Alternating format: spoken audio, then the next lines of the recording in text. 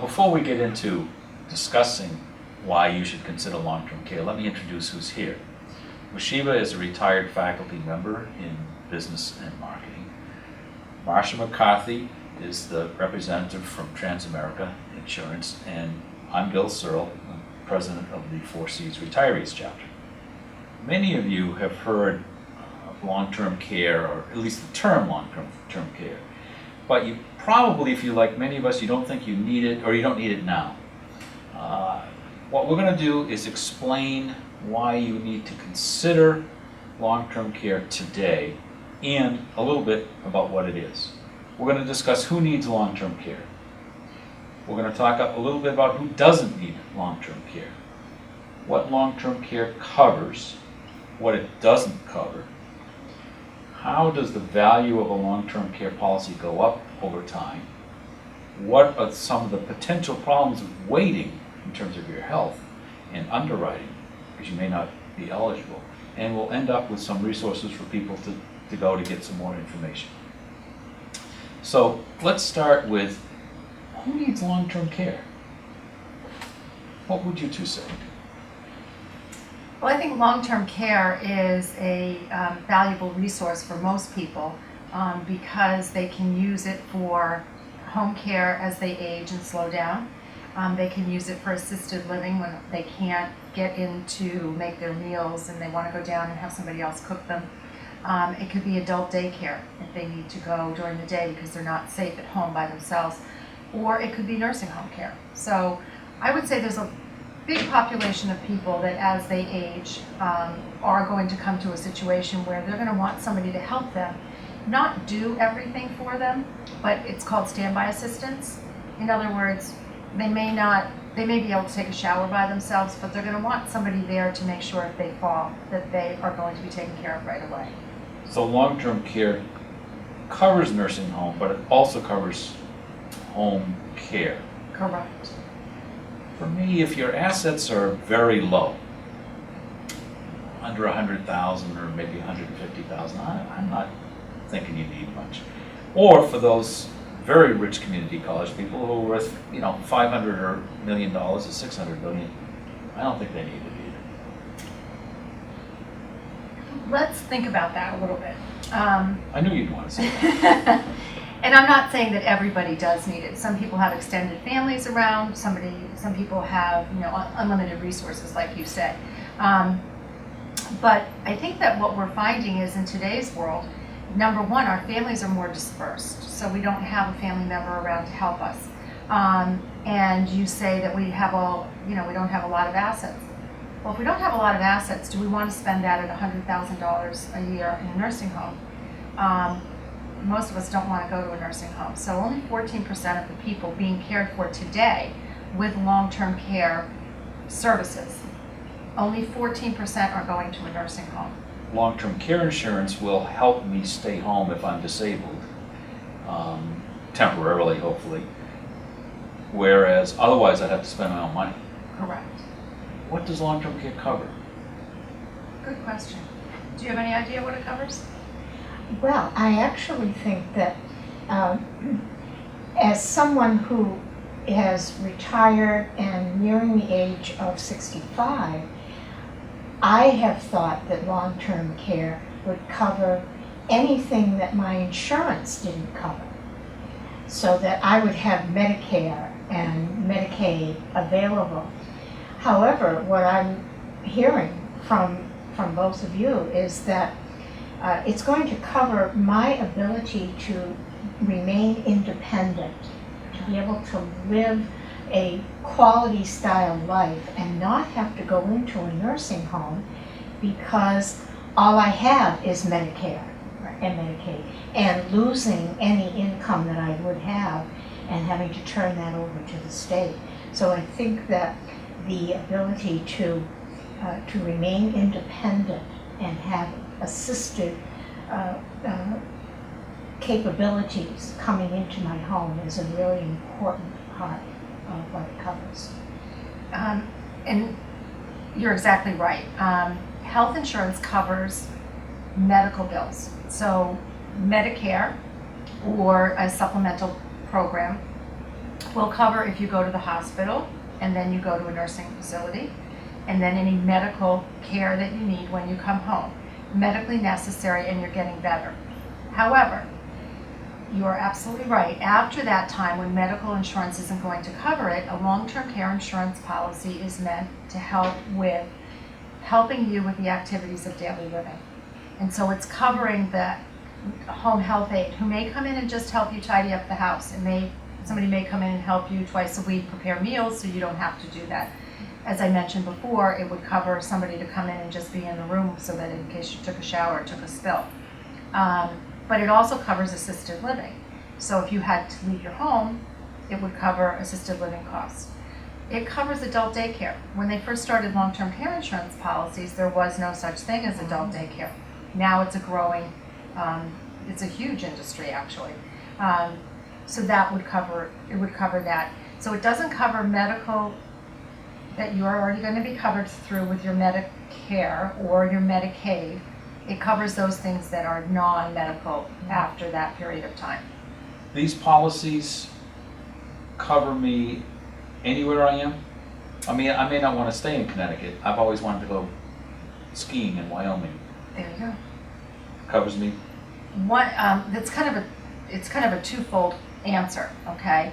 Let's talk about the basics. The basics of a long-term care insurance policy are written and they have a benefit amount. So you have a pool of money that's available for you to begin to withdraw as you age and you need to have help with 2 activities of daily living, okay? Mm-hmm.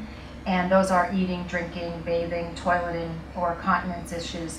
Or let's just say you have a mental incapacity, Alzheimer's, dementia. So then you begin to draw your benefits.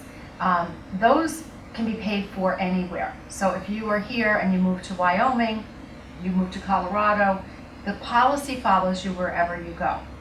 And the benefit pool is there. However, the partnership plan, which is what this is, the plan that we're talking about today, actually has an added benefit of protecting assets. The asset protection, and interestingly enough, Connecticut was one of the first states to have such a plan, is meant to help you protect your assets if you need to, in the future, spend down and qualify for Title 19. Basically, you have to make yourself poor. You have to have under $2,000 in assets. You can only keep $60 a day, $60 a month in income. And the partnership plan is set up so that you can keep assets equal to the amount of money in the pool of benefits that you have when you begin to take them out. This is the Connecticut Partnership Plan? Connecticut Partnership Okay. Plan. And you buy it here in the state and it's called the Connecticut Partnership Plan. And that protects whatever assets I have up to the amount of my policy. Exactly. And there are other states that, And that's why the second I can question, move to- whether it follows you wherever you go. Presently, there are approximately 40 states that have a reciprocity with the state of Connecticut. So if you were to move to a state that has a reciprocity agreement, they would honor that same dollar for dollar asset protection if you were to qualify for Medicaid. Okay? all right, so the insurance policy Goes everywhere. covers me everywhere. Absolutely. The partnership is good in most states. 40 And out I of the can 50, yes. find out in any given day what the states Correct. are. What are the advantages of buying a plan early? I recently applied and I was rejected. And the reason that I was rejected is that I am a long-term type 1 diabetic. And when I was in my late 40s, 50, I had none of the side effects of being a long-term diabetic. I'm considered a very healthy diabetic. However, in the last several years, retinopathy developed in my eyes. That has been taken care of. And neuropathy developed in my feet. That has been taken care of with proper care and medication. However, that was not good enough, and I was rejected. If I had applied when I was younger, 45, 50, I would not have been rejected. And so that, I think, is a very strong argument for applying early. And I know, Marsha, you have another reason why it's useful to apply early, which, as a business teacher, made sense to me. And you've hit upon one point, which is we buy it before we need it. We buy it when we're healthy, and that is definitely a good thing to do. It also costs less when we're younger. It's based on age. It's not gender specific. It's just your age. And if you're young and healthy, you buy it, and it costs you $30 pay period, let's just say. The older you are, it's going to cost you more money. And the older you are, unfortunately, you come into having different medical issues that would cause you not to be able to obtain coverage. And then the bigger reason, or the reason that would work for everybody also, is the fact that it compounds. It's a partnership plan, and according to the state partnership, the minimal coverage that you can have today, this year, is $213 a day times a year's worth of benefit, which is $77,000 worth of coverage. Doesn't make any difference what age you are, that's the minimum coverage you can have. However, it has to have an inflation protection. So what that means is that coverage compounds every year and grows by 5%. Your premium is not guaranteed to stay the same, but history has shown that it's not going to go up for 20 or 30 years. But if you have that kind of compounding at 5%, in 12 years, that $77,000 worth of benefit is now $150,000 worth of benefit, okay? And that benefit means it covers not only the daily withdrawal that you're going to make to get somebody to come to your house, or if you're in assisted living or a nursing home, but it also compounds to protect your assets. So if a young person starting out 30, 40 years old, he or she may only have $77,000 worth of assets, or maybe not even that much. But the company is compounding that policy every year, so the benefit is bigger when you need it, and it's covering a larger part of your assets. And I just would like to touch on the cost of the policy. It doesn't go up every year as you get older, as some policies would. For example, you might have an inflation on your, if you weren't in the public sector, you would have, your health insurance would cost more the older you were. The policy that you start at age 30 has basically a premium that's going to go on for a very long period of time. The policy that you start at age 50 has a premium, and that's going to go on for a very long period of time. So you're locked into that. The policy is not guaranteed not to go up over time. However, you have a contingent option in your policy that if the premium does go up and you can't afford it, there have to be concessions made to you based on your age of how you can keep the policy. And this is part of the partnership program. Absolutely, yes. So we're lucky now that we're in Connecticut, yes.